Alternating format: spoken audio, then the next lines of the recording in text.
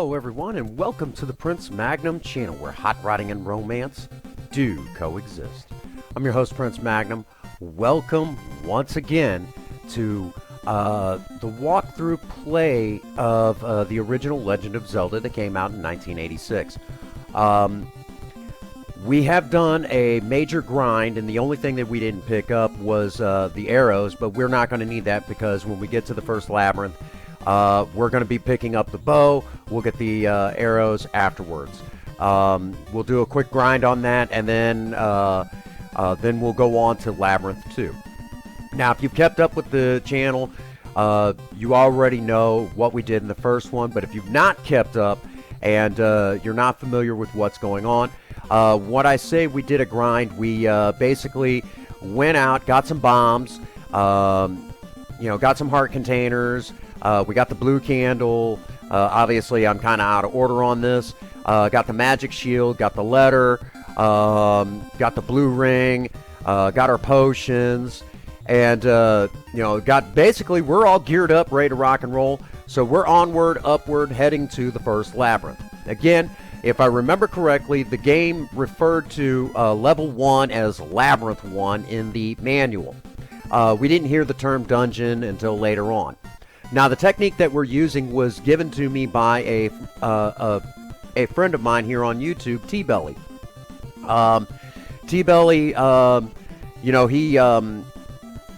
he basically did that in a live stream, and I decided to kind of follow his lead on this. And believe it or not, the first labyrinth, second labyrinth went very well, very easy. And even the third labyrinth went super easy. We haven't done the fourth or the fifth yet as the making of this video. But believe me when I say that the gameplay was smoother than it usually is. Typically, whenever I pick up the original Legend of Zelda, I'll play for a little while, then I'll stop for maybe a week or two. And in a week or two, I develop kind of a rusty feeling. So that, and I've got camera equipment in the way, so my placement on the screen is a little off and everything. So by doing it the way that T-Belly showed me, showed a lot of us in a stream, it made things go so much smoother. So thank you, T-Belly, for that little inside tip. It just helped my gameplay out so much trying to do this walkthrough. And I would definitely recommend, if you're picking this game up for the very first time, to do the same exact thing, okay? Believe me, it was a big ginormous help. All right. Again, if you've not kept up with, if you're new to the game, all of the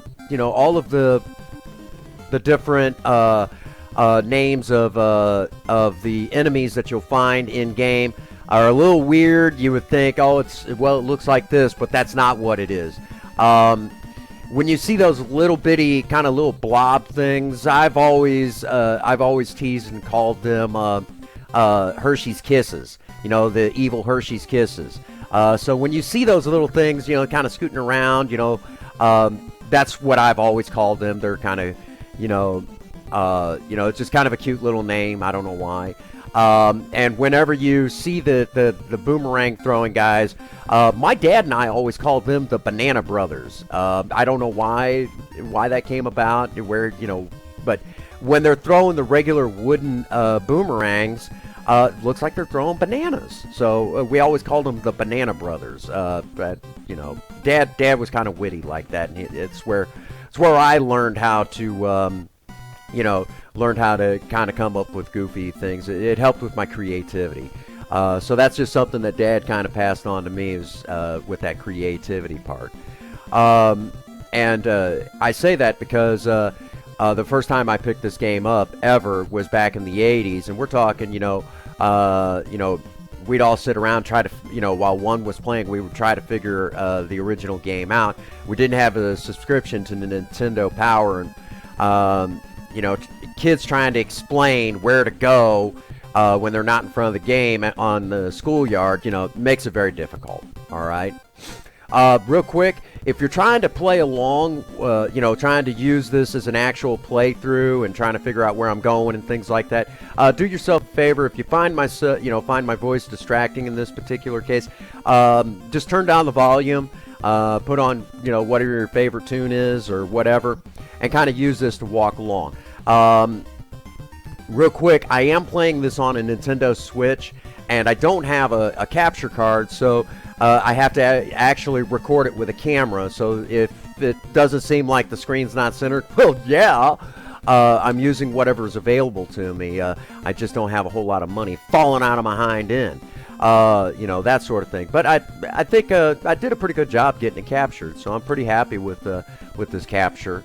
Just really happy that, I could at least present this to you. All right, we have the map. We're going to grab the compass. I really don't need it. I know where to go. Shoot, I could actually have skipped picking up the map, but why not? It's there. Pick it up, And if I remember correctly, this particular map is supposed to represent an eagle. The other one, I forget what it's supposed to represent, but I know the third one is going to get kind of its own special story. That's why it's going to be isolated off to itself. So kind of if you really want some interesting lore about Legend of Zelda after the game was released, and some controversy that surrounded this game, you definitely want to look at the next video. It's definitely going to blow your mind as far as that goes. All right. In this particular room, we're going to be picking up the wooden bow. To me, it's always looked like a freaking banana, but that's just kind of how it is. All right. Just one of those things. Now, if you didn't do what we did, or if you're still fairly new to the game, this is these particular little hand thingies, I forget what they're called, will come out from the wall. If they get a hold of you, they'll drag you all the way back to the beginning of the game. Don't panic about, it's one of those things. The drop rate from them is really good, so I would suggest taking your time and going ahead and beating these guys, okay? It's worth it, okay? Especially, again, you need extra rupees, or, you're low on hearts. Spend the time and take them out, especially if you got the white sword, like we do. And again, the white sword will make short work of that particular dragon. It goes through so much faster. So again, thank you, T-Belly, for that inside track. While we're also on the subject, this is the first piece of the Triforce, okay? You have to get a total of 8. So we're going to be doing walkthroughs of all 8 labyrinths, and you cannot go into Labyrinth 9 until you have all of the Triforce pieces. It doesn't, it's not like Breath of the Wild where, as soon as you're done with the plateau, you could go directly there, which, for the record, I did try that. It didn't work out so well. I got my butt handed to me. So that being said, you have to have all of them to be able to go into Labyrinth 9. So that's, we're going to be doing a serious playthrough of that. At this point, though, what we're going to be doing, we have to do a quick grind. I need rupees so I can get the arrows. Now, one of the things that I'm not happy about this game, all these years later, I'm not happy about this, is the fact that when it comes to the arrows, when you buy them, it's 80 rupees right out of the gate, and but even after you buy them, every arrow you fire takes a rupee. Okay, so you bought it, so it still costs more after that. And to me, I don't like that. That's just one of those things that kind of gets under my skin a little bit. I know some other gamers complain about that too, but it's over 30 years later. You'd figure we'd get over it, but it's one of those things we haven't gotten over it for good reason. Now, I'm sure it's one of those things. Now, when you get into Breath of the Wild, that's not an issue. You can carry as much as you want, if you're willing, to put in that effort to pick all of that up. But in this game, you can only carry, I guess you could say, you can only carry 255 arrows, and that's because every arrow costs you 1 rupee. A little inside secret on that, though, your arrows can also, like your boomerang, pick up items. So if you fire an arrow at certain items, you could pick those up. But do yourself a favor, you're just kind of spitting in the wind if you see like a single rupee and you fire that arrow, you didn't gain anything. So don't do that, okay? To me, that's kind of a waste of time. You know, throw the boomerang instead, okay? Especially the magic boomerang, which is blue, and it can go the entire length of the screen. Alright, at this stage, we've got pretty much almost enough rupees to go ahead and get the arrow. So what we're going to do is start making our way over to a vendor. Now bear in mind, again, I don't want to get to the point where I have just enough and I have no rupees left over, because again, the original Legend of Zelda has a nasty habit, again, of, you know, not if you have no rupees whatsoever, it gets stingy with it, with giving you rupees in the drop. So the smartest thing to do is make sure that you're over that marker, even if it's only 1 rupee. That way, the game will still drop normally. It's the same way with hearts. If you get really low on hearts, the game gets really stingy about dropping hearts. I don't know why that is. I think that's to make it a little bit more challenging. But for whatever reason, that's just how the original Legend of Zelda works. So because of that, you'll see that I'll go out of my way to make sure I have more rupees than I actually need. So I have some left over. After purchasing something. That's just one of those smart things to know about the game. And again, when it comes to the your hearts, keeping them full, the game gets really stingy. Kind of also for the record, it gets really stingy if if you're in a labyrinth and you're running low on health and that sort of thing. It'll get really stingy then. Don't know why that is. I think it's one of those game features that's supposed to just make it challenging. Okay. We're on our way to Labyrinth 2. I will confess something. I came over to this spot thinking that it was here, and I need to go another row over, and I'm like, oh shoot. And then, when I went to make the journey over to this spot, and so if you will, I kind of got my wires crossed and finally figured out, oh, I'm going the wrong freaking way. So then once I got my got my head on straight, then I headed over here, and here we are.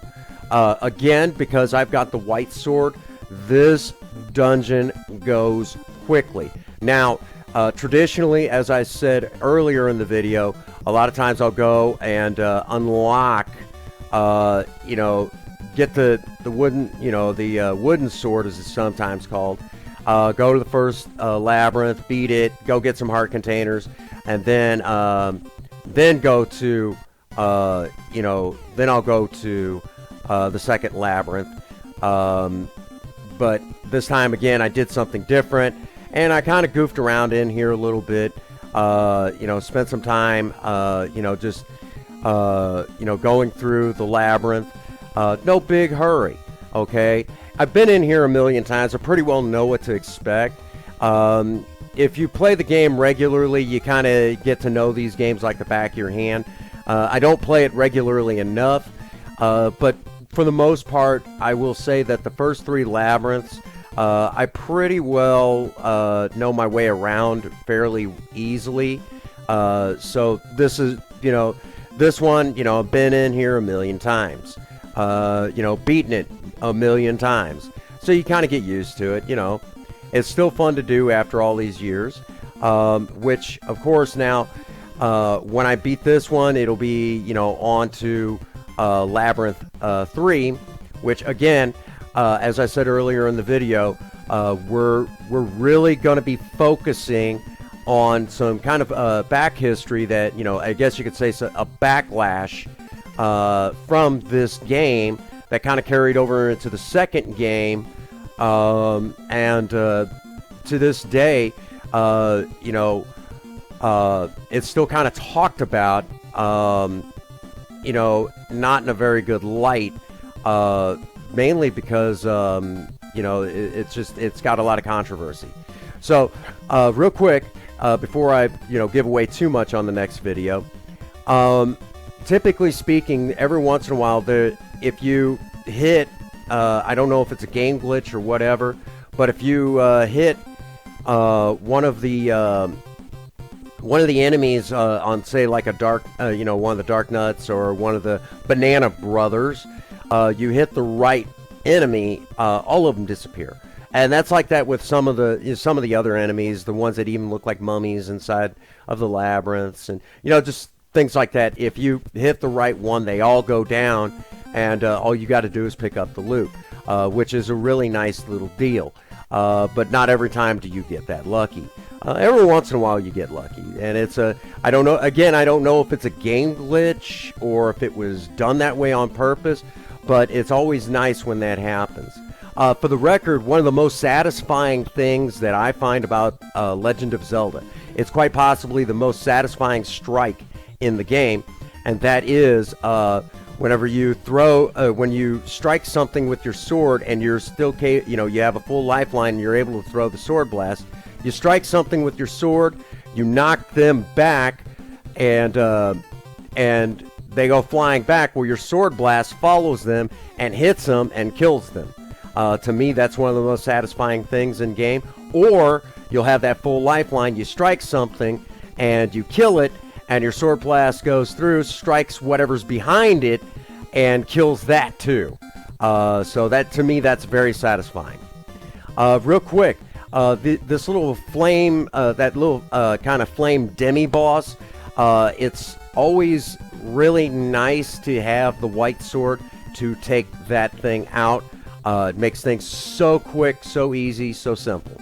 And real quick, and we've already done it, but you pick up the magical boomerang in this particular dungeon, or as it was always called, that I know of, a labyrinth. You pick it up here, you replace your wooden boomerang, and the magical, what's special about the magical boomerang is it can go the entire distance of the screen that you're on, which is a serious benefit to you. Instead of going like part of the screen, you now got the whole distance of the screen, so nabbing up items that you couldn't necessarily reach before, now you can. Alright, when you see the old man inside the labyrinths, he's different than the old man that you'll typically find in the overworld. The old man inside the labyrinths, if you strike him with your sword or hit him with a sword blast, these little killer orbs come flying out to try to take you out from the fires. So don't, if you're going to do that to be, an ornery little cuss, do yourself a favor. Don't stand around, because he'll keep shooting you until you leave. Just keep that magic shield up, or, stand in the doorway if you're going to stand around and, kind of contemplate your navel. Okay? Or just don't do it. All right? Now, here we are at the boss for the second labyrinth. 2 bombs is all it takes. You drop them right directly in front of him. He eats the bomb. After the second one, it takes him out. All right? So now that is done, grab the Triforce piece, and we get to, second labyrinth is done. It is done. No more to deal with there. Okay. So at this point, I'm just going to kind of, kill some time, kind of BS with y'all a little bit. Again, this is one of my favorite games of all time. It's a lot of fun. It's a lot of fun. And again, for all of us kids of the 1980s, we enjoyed this game. It was, I know it was the one that all of us talked about on the, in the school playground. Some of us talked a little bit about, Legend of Zelda 2, but it was always, more than anything, all of us kind of felt that this was the greatest game of all time. And of course, for those who do not know, there was a Legend of Zelda cartoon for one whole season. And it definitely is dated as far as cartoons go. It did not age very well. Just one of those things. The cartoon itself did not age very well. But that's just sometimes that happens. Not everything out of the 1980s aged well. And the Legend of Zelda cartoon was one of those things. So pretty much at this point, like I said, we're going to grind out a little bit, make sure that we're padded up a little bit on rupees, and then we're going to use the old school save function that we did in the last video, and we're going to talk again about that really quick. So hopefully anybody who didn't get a chance to see the last video will understand it. Okay, let's talk about the old school save function. Now, let me give you a scenario. Say your mom or your dad said, it's time to go to wherever it is you're going. You've been home from school, maybe they want to go shopping or go out to eat, or you're getting ready to go over to grandma and grandpa's, or whatever. You needed to save your progress. Now, back in the old NES days, you didn't just save your progress by going to like a menu. You hit a button, you go to a menu like you would today, and and you could save your progress that way. We didn't even have memory cards, but this game did have a save function, and the way that save function worked was you had to basically kill yourself, and once you killed you kill yourself, then you were on a menu screen, and you had your choice of continuing the game or retrying what you did, or you could just save and it would take you to the screen where all of your save files are, and it basically saved where you were in the game. So it was a pretty cool little feature, but that's the way it worked back then. You had to kill yourself to do that. So that's what we're going to do in this game, so I can continue to show you how that old school save function worked. And we'll continue to do that a little bit longer in the game. And then after we kind of drive home that point, what it was like, after a couple more videos, what we'll do then is we'll start using, kind of that whole feature where I can, in the Switch, where I can actually create checkpoints. So again, a really cool, neat little feature about the game, something that most people kind of take for granted nowadays. It was still fun, but that was just how it worked back when this game was brand new. So again, just something out of our past. Okay, something that I think all of you might enjoy. All right, so at this point, let's go ahead and throw some shout outs out to these fine folks right here. These are hard-working cogs within the Maverick Nation. They continue to, to push me to provide you all with content that you all enjoy so much. So if you've not checked out these fine folks, please do so at the end of this video. Just good people through and through, and just glad that they're members of the Maverick Nation. All right, that brings us to our usual spot. As usual, get out there and work on a project. I don't care what it is, just do something with yourself. Remember, idle hands and a creative mind go together like oil and water. If you have a sweetheart, sweep them off their feet and do something special for them today. And as always, for all of you out there, if no one out there has told you that they love you today, Prince Magnum does. God bless you and have a happy 24. Thank you.